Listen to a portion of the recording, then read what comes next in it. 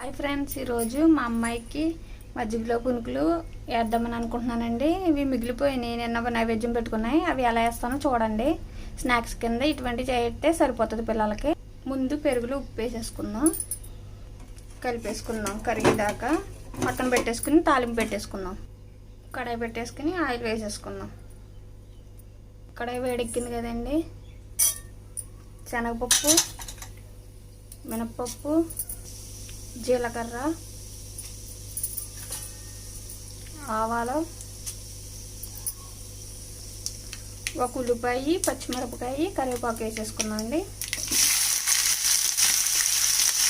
కలిపేసుకున్నాం.